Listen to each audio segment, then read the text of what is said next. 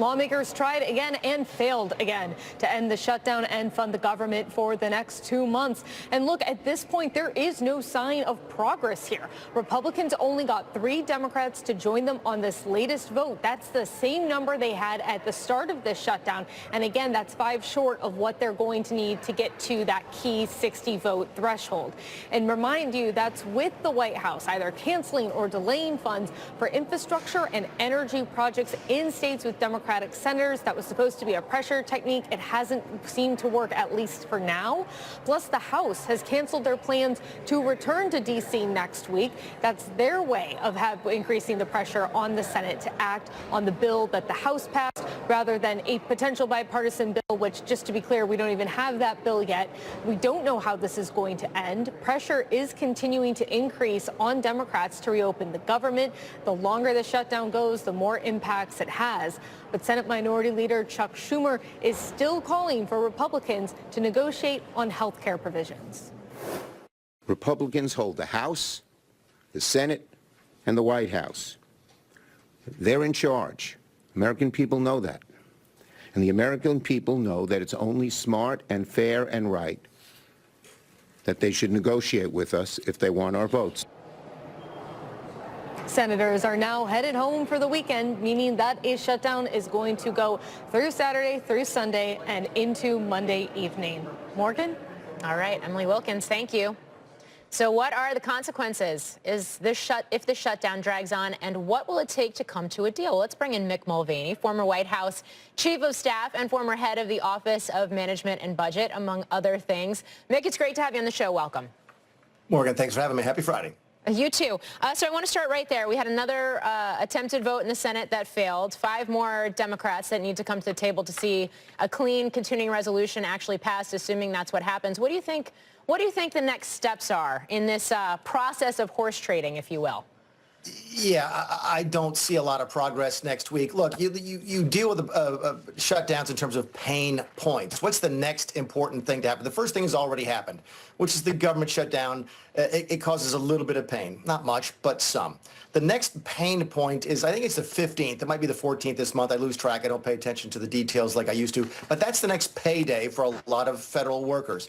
Keep in mind, there's a lot of media coverage saying, oh, people are working today without getting paid. People got paid last week, right? They got paid their ordinary end of September payday. They wouldn't have been paid today anyway, but they would have gone to work. So they go to work today. They're not really not paid until they missed their next paycheck. And that's the middle of the month. That's the next pain period. I think that gives you the first window of when you can sort of see a negotiation going on. There's not much difference between settling a government shutdown today and the 12th of October. For that reason, in addition, I think the House is probably out until the 13th or 14th, that you're not going to see any progress soon, but you might see some progress before that next pay period mid-month October. Okay. October 15th is what the GSA website tells me here. I mean, that's essentially what markets are preparing for, too, a standoff that's going to last 1.5 to 2 weeks before real concern sets in, at least from an economic standpoint. I mean, historically, that's typically how long these last, right? Yeah, but the economic standpoint is I think you can make the case there's really not much economic impact here, generally speaking. Don't get me wrong. I'm not going to diminish this.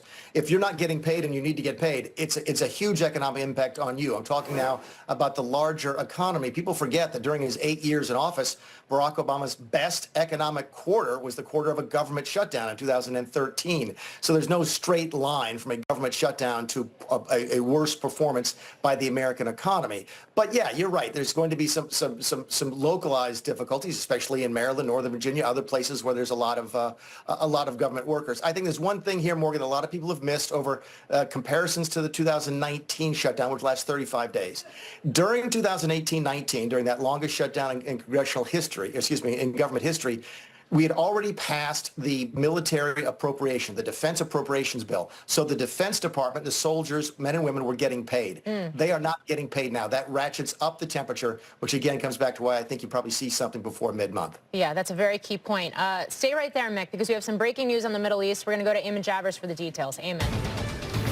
Morgan, we've got a new statement from Hamas here in response to President Trump's peace proposal for the Gaza Strip. A seemingly positive response here from Hamas to the president. They say in this very long statement, a key section here is they say, in order to achieve a cessation of hostilities and a complete withdrawal from the Gaza Strip, the movement announces its agreement to release all Israeli prisoners, both living and dead, according to the exchange formula contained in President Trump's proposal, provided the field conditions for the exchange are met. They also say the movement also renews its agreement to hand over the administration of the Gaza Strip to a Palestinian body of independents or technocrats based on Palestinian national consensus and Arab and Islamic support. So this would seem to be an acceptance of much of what President Trump laid out in his proposal. I will point out, Morgan, the language here is a little bit conditional, so we'll have to see what the diplomats make of this, because they're saying that they are prepared to release all the Israeli prisoners, both living and dead,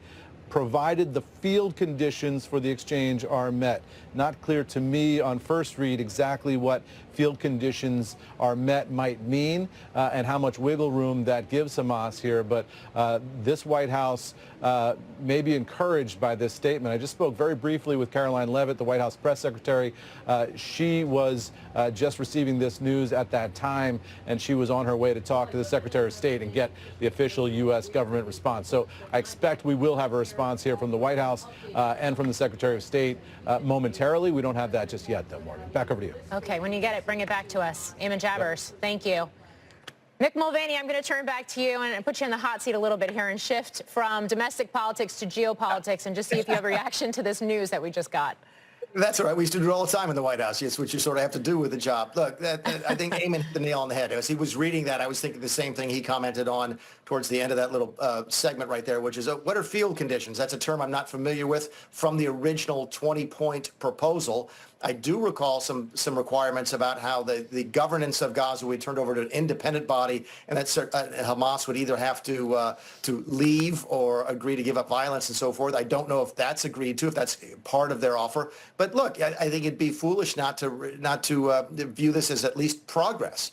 This is further along towards the path towards peace that we were 20 minutes ago, or certainly a week ago. So Eamon's right. You got to look at the conditional language.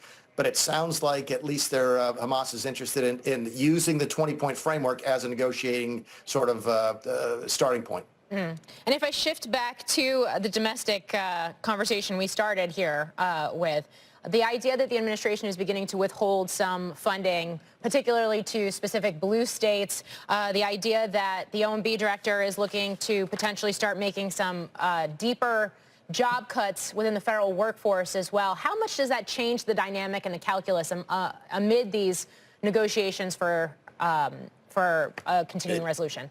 It absolutely does. It gives the White House leverage. It just does. Donald Trump has figured out that spending is leverage and not spending is leverage.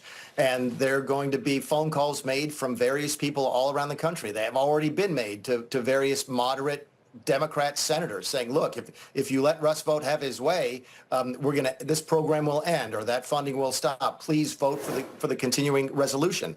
That's what this is about. This is not by accident. Look, Russ Vogt was my deputy for 3 years. The man probably knows more about the way the government functions than anybody in Washington, D.C. And they've been waiting for this period, for this opportunity now for a long time. So no, it's not by accident. They're deadly serious about cutting these programs, and they're letting the Democrats know about it. That's what fascinates me, Morgan, is they sent out the letter and said, look, if you shut the government down, we're going to do X, Y, and Z. That's negotiating 101, and I was really impressed to see that. So, look, my guess is, and this is not the question you asked, the Democrats will eventually vote for a CR. Everybody does. The continuing resolution always wins in these battles. Take Republican, Democrat titles away. The people who are trying to use a shutdown for leverage don't get what they want, and the continuing clean resolution wins out. And I think that's where you end up here for part of the reason, but not all the reason, is that exactly what you just talked about. The Democrats don't want those cuts that the OMB director Russ Vogt is talking about. Do you think those cuts come one way or the other regardless? And I ask that because I think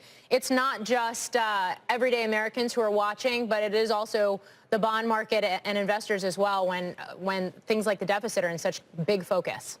It's a great question. I'm not going to dodge it, but give me a second to play this out. It depends. We don't know yet. Here's why. We believe, and Russ and I used to work together, and we always thought that we had more authority, more discretion when we were operating outside of the appropriations process. Technically, a government shutdown is called a lapse in appropriations. So right now, the reason the government shut down is there's no appropriations. So we're not really impounding any money which is illegal, by the way. If you believe the Budget and Control Impoundment Act is unconstitutional or is constitutional, you can't impound funds. But can you do it when there's no appropriation process? So the answer to your question is this. Russ believes that he's got more authority during a shutdown than he would during the ordinary appropriations process. All right. Mick Mulvaney, great to get your thoughts and insights today. Thanks, Appreciate it. You too.